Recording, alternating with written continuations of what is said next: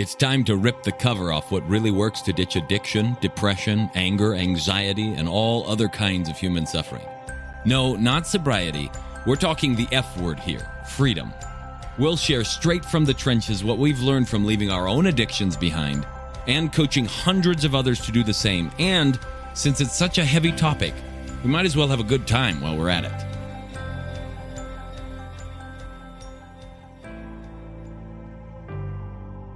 Have you guys ever heard the term gaslighting? I mean, honestly, that term has been bandied about online here and there. There are times when I see it happening a bunch in some of the groups that I'm in.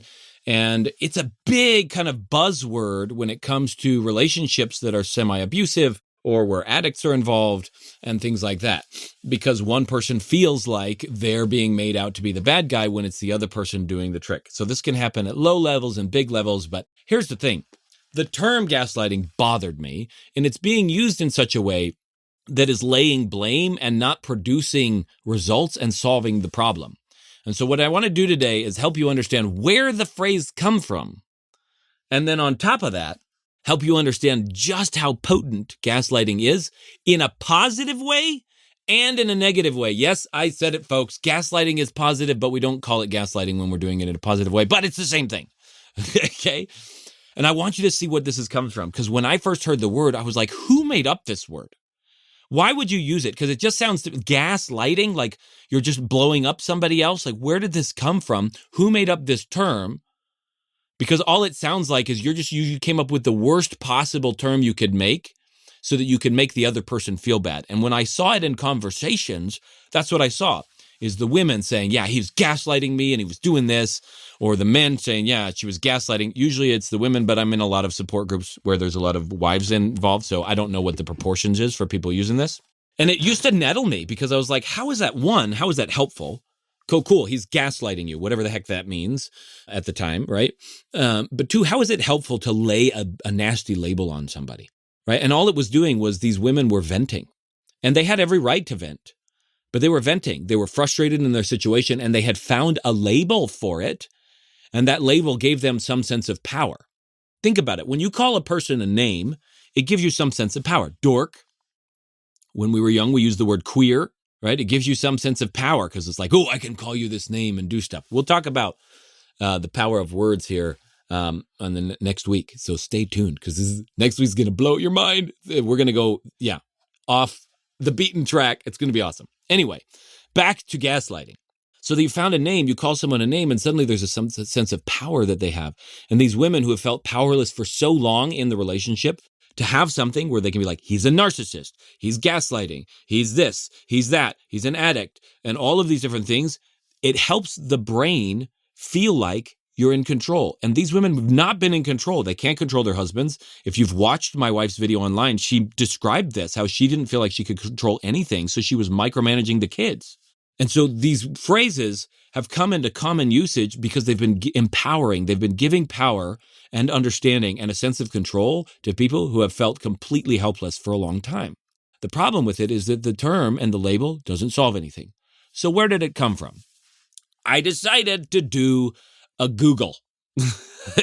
And you can Google it too, and you can get all of the facts and figures associated with this on your own and more if you're really interested in it. There was a play written called Gaslight. And there were some movies made of this play. And in 1944, I think the more famous one of them called Gaslight.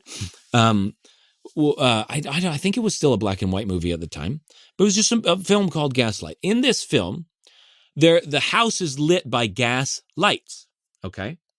And the husband is secretly, surreptitiously rifling through things in the attic looking for some jewels.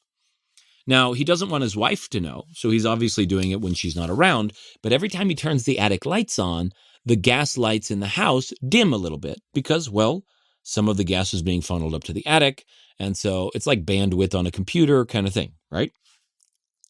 So she starts telling him about this, and she's complaining. And I haven't seen the movie, so I just read the synopsis. So those of you who are into these old movies, let me know.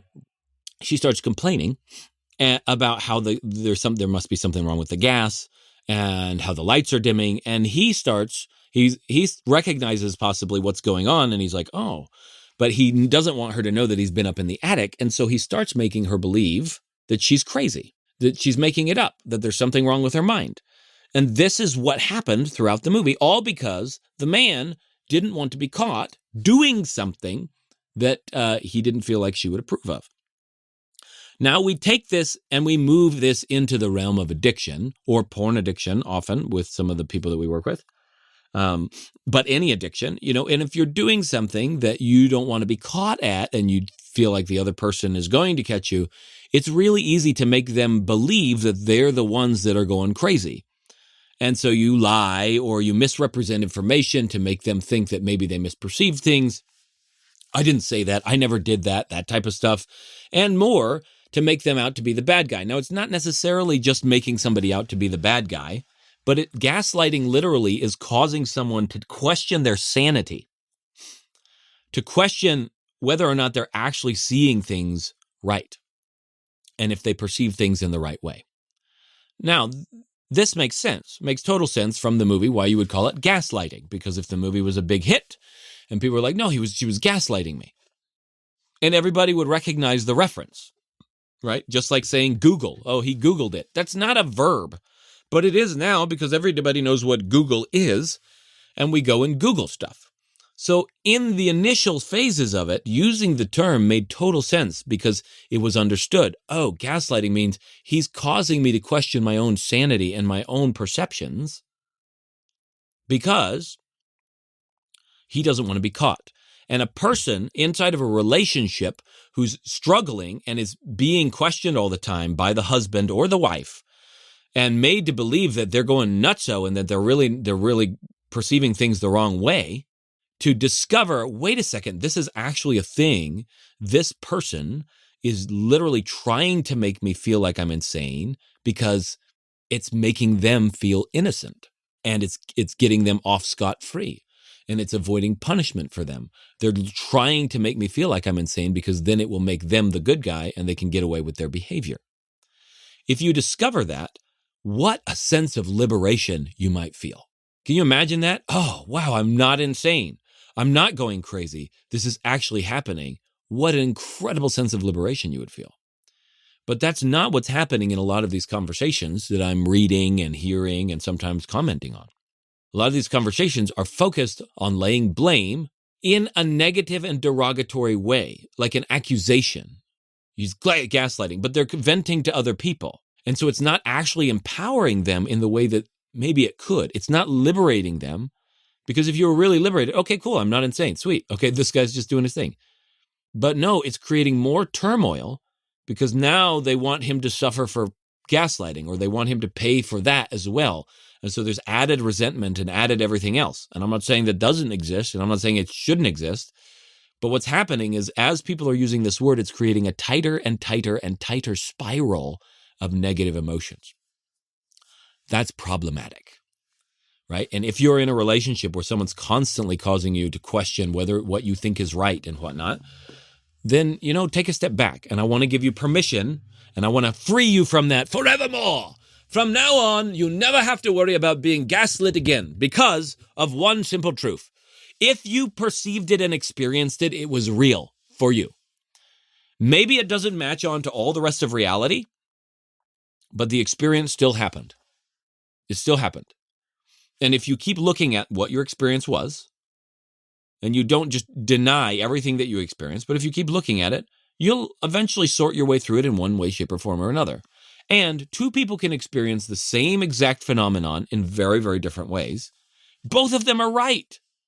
Yes, your experience happened. So did his. And there's nothing wrong with that. Oh, if your memory's faulty, great. I'm experiencing this memory now in this way. So is he, because memory is just something we make up in the moment, if you recall, when we talked about memory back several weeks ago. If you or someone you know is looking to drop the F-bomb of freedom in your life, whether that's from addiction or depression and anxiety or just anything that's making you feel flat out stuck, but you have no clue how to shake it and just want help doing it, head on over to liberateaman.com and book a call where we can look at your unique situation and give you the roadmap you've been missing. So your experience is 100% true and accurate to what you experienced. And their experience is 100% true and accurate to what they're experiencing. And if they're trying to make you doubt your experience, you can say, look, that's just what I felt. Whether or not it's true, that's what I felt, that's what I heard, and this is what's going on for me. And you can hold on to that. Nobody can take away your experience. Nobody. You may look at it 10 years down the line with a totally different lens and think, oh man, I was nuts. No wonder what that was going on. I wasn't really, I was experiencing that, but I didn't have to because this other thing was going on and I didn't even realize it. That's okay. But you never, ever, ever, even a crazy person, whatever they're experiencing, they're experiencing. It's real for them. And if the only measure of whether something is real is whether or not it happens in concrete reality outside your head, in terms of experience, then like that cuts out a lot of subjective experience. People, what are dreams then? What are dreams just flashes of light in the skull? What about the content of it? What about the emotions that come from it? And all that other stuff. There's too much human experience that happens outside of what we can observe in concrete reality. It's helpful to know what's really out there, and with your own experience, always question it. I mean, this is a guiding principle from everything that I do. If I want to know the truth, I always have to be questioning my assumptions. So cool, maybe I was wrong, maybe not. But okay, cool. If you told me I was wrong, cool. First time, all right. Second time, all right. Third time, okay, I'm starting to get a little bit suspicious. Like, okay, fourth time, okay, I'll pay attention to what I'm feeling, perceiving. Maybe he is lying to me, maybe not. But that doesn't mean you're insane. It only means that what you perceived was a certain thing, and you're open to the possibility that it might not be 100% accurate. But keep paying attention, as I'm constantly saying, right? So whatever's happening, if you're in a relationship where you're feeling like gaslighting is happening, or if you're watching a relationship where you feel like it's happening, just honor the experience, right? Whatever you experienced is true for you. That's what you experienced, and that's awesome. Now, here's the positive side of gaslighting, because I promised we'd get there. The positive side of gaslighting is this. If you want to grow spiritually, if you want to grow financially, if you want to grow mentally and emotionally, if you want to grow in terms of personal development and skill sets, you have to go and challenge all of what you believe to be true about a thing. Someone, a coach, a mentor, a guru, a prophet, an ecclesiastical leader, someone, somewhere, could be an author, has to challenge what you believe to be true and has to make you believe that you're a little bit insane for believing that thing. The only way to step into a new reality, the only way, is to finally realize the futility of the reality that you're holding on to and to question it, to call it into question, to see how insane it really is. That's what Einstein said. The definition of insanity is continuing to do the same thing and expecting a different result. You have to change your way of thinking, right? You can't solve a problem at the same level of thinking you were at when you created it. So gaslighting, in one sense, the idea that you're going to make someone question their sanity and their ability to perceive life, right, in order to get away with something, that's the negative side of things. But in order for you to grow, in order for you to reach a higher experience of life, the ultimate experience of life, everything that you believe about life right now has to be called into question. And you have to begin to doubt whether or not you're seeing it correctly. And you have to begin to doubt whether or not you were sane when you made up those assumptions. And that's the only way to grow, because you have to see a new reality. So I get that gaslighting is this really negative thing inside of relationships and inside of marriages that happens and whatnot. But at the same time, there is absolutely nothing wrong with having what you believe to be true questioned. And in religious circles, this happens a lot. I grew up in a very, very devout kind of faith where once a month, everybody got the opportunity to step up and declare what they believe in the congregation, in the meeting, during the meetings. And they gave their testimonies, right? And so they would get up and they would say, I know this, and I know that this true church is the true church, and I know that, and I know whatever else. And inside of those circles, when you have that, then anytime you step outside of that, anytime anybody questions what your beliefs are, automatically it throws you into a panic. It throws you into this panic because you're like, oh no, what if what I believe isn't true? And that's a similar experience that people have inside of relationships when they're being gaslit. And people have faith crises and they leave their church and they leave their religion because what they believed to be true growing up, suddenly they saw a different possibility and it was questioned.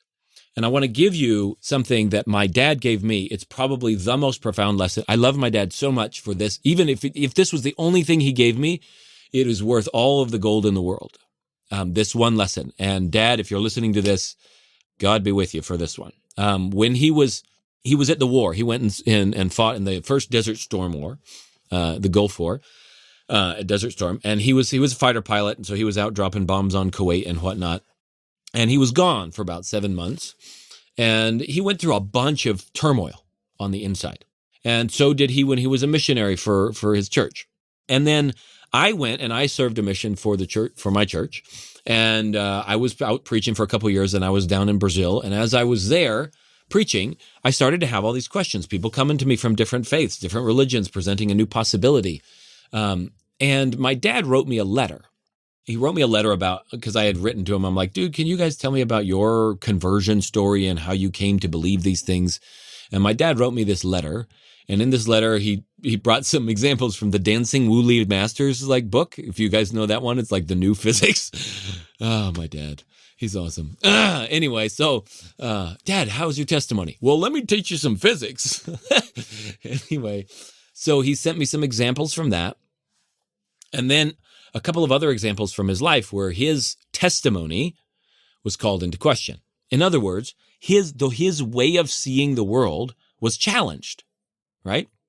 And at the end, he said, I realized this, that if I have a question, there is an answer. And until I get an answer, I'm not going to do anything rash. Right? I may not have an answer right now, but there's no point in throwing out all the good in my life just because I don't have an answer. So I'll just put it up in a little shelf in my mind and lock it away, and I'll sit with the question. Now, Rainer Maria Rilke, who is, he wrote the book, not a book, but I'm looking it up online right now as we're doing it, the quote so I can read it to you. But he wrote the Letters to a Young Poet. Now, he was a poet, and he said this, be patient toward all that is unsolved in your heart and try to love the questions themselves, like locked rooms and like books that are now written in a very foreign tongue. Do not now seek the answers which cannot be given you because you would not be able to live them. And the point is to live everything, right? And then he goes on to say this. So live the questions now. Perhaps then you will gradually, without noticing it, live along some distant day into the answer. And that's the gift my father gave me. That when my reality was questioned, when my faith was questioned, when everything that I thought I knew to be true was questioned, I could just say, look, if I don't have an answer now, there is an answer. And if I don't have a really good answer, then I can just sit and keep the goodness in my life without throwing the baby out with the bathwater until such a time as the answer is given. And that's what needs to happen when you're trying to grow. So in these religious circles, when your faith is called into question and you want to grow and someone gaslights your faith, guess what? What you have experienced up until now is still valid. And if you keep looking at your experience, you might discover a question or you might discover a bigger view. And what I've found is as I continue to look, life gets richer and richer and deeper and deeper. So there's 2 points to this podcast today. The first is, if you're experiencing gaslighting, I want you to know that sucks, but that there's nothing wrong with having your perceptions called into question. But I want you to know that your perceptions are real. You did experience that, and no one can take that away from you. No one can. And only you can look at them deeper and harder and question them. And you don't have to accept anyone else's word for the matter. You can just go with what you know and keep paying attention, keep looking, keep validating your experience. And if you'll keep paying attention to it, you'll grow. But the second reason I wanted to do this was because I want to give all of you guys permission to challenge everything that you hold as fact in your life. Scientific fact, we talked about that a couple episodes ago, itself is not actually a real thing. It's only what has been observed. So everything that you think you know about life, from the sun rising and setting from the east to the west, from the way that the plants grow and everything else, these are all descriptions that people have made up as they've taken a look at life. And if you will give yourself permission to just look at life, then the descriptions that you had that no longer serve you, you can throw away. And you may find bigger, deeper, simpler, richer, more profoundly empowering descriptions and ideas than you ever thought you could experience, just because you were willing to gaslight, quote unquote, your own life, your own faith, your own assumptions, your own conclusions, and step into a reality that was bigger than the words and ideas inside your head. And that's it for today's Alive and Free podcast. If you enjoyed this show and want some more freedom bombs landing in your earbuds, subscribe right now at wherever you get your podcasts from. And while you're at it, give us a rating and a review. It'll help us keep delivering great stuff to you. Plus, it's just nice to be nice.